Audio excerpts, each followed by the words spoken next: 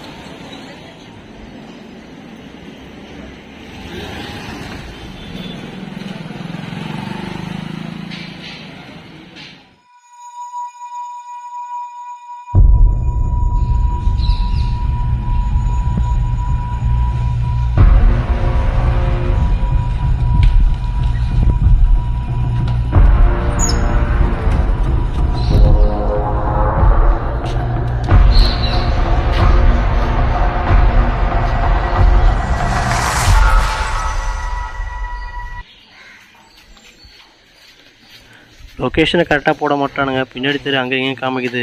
அடுத்து டெலிவரி வேறு போனோம். ஆல்ரெடி லேட் ஆகிட்டுருக்கு. ஒன்றும் புரியலையே.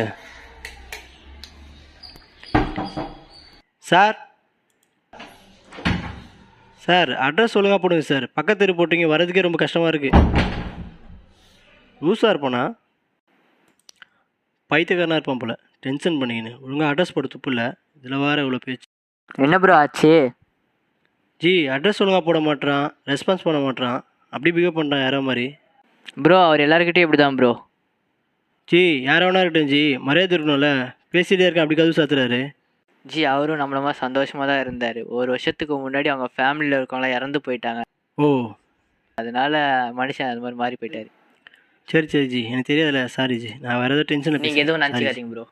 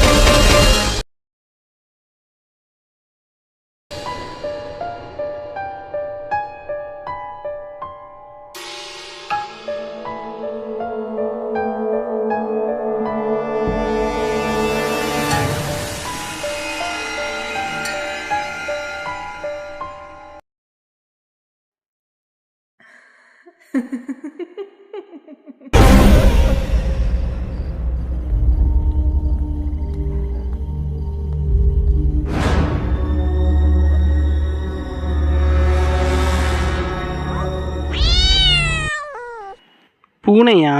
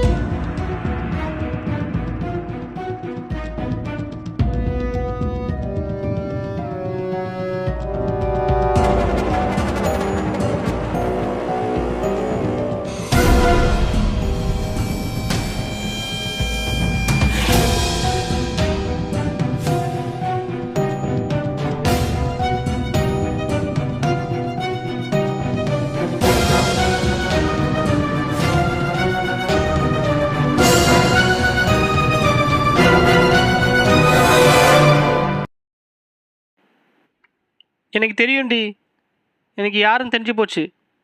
பொம்மி தானே, பொம்மி தானே. நானாடி தப்பு பண்ணேன்? நானா வேணுமனு பண்ணேன்? இப்போ என்ன, நானும் உங்களோட வந்துடணுமா? சொல்லுங்க, வந்துட்டுமா? என்ன நானே அழைச்சிக்கிட்டுமா? ஏண்டி என்னை படாத பாடு பத்துற? ஏண்டி என்னை படாத பாடு பத்துற? இப்போ மட்டும் என்னை விட்டு போகல, என்னை நானே அழிச்சிப்பேன், என்னை நானே அழிச்சிப்பேன். ஏண்டி என்னை கொல்ற?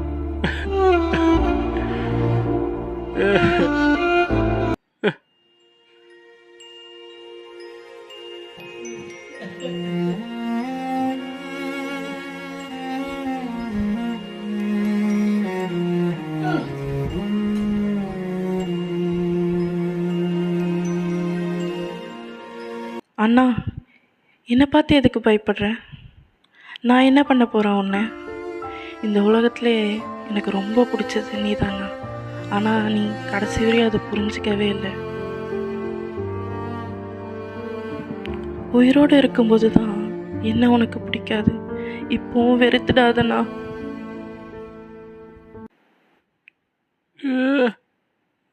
பொம்மி, ஐயோ பொம்மி, உன்னை புரிஞ்சிக்காம போயிட்டேனே பொம்மி. பொம்மி, என்னை மன்னிச்சிடுமா. கூடவே நின்னாயே, எறும்பு அண்டாம என்ன கண்ணில வச்சாயே. நான் போகும் பாதையாவும் நீ அருகினில் இருப்பாயே. நான் கேட்கவும் கூட வேடா, நீ எல்லாம் செய்வாயே. தாய் வடிக்க தாயோ ஏசியோ அட எல்லாம் நீதானே. கண்கலங்கி கேட்டாட நீயோ உசிர தருவாயே.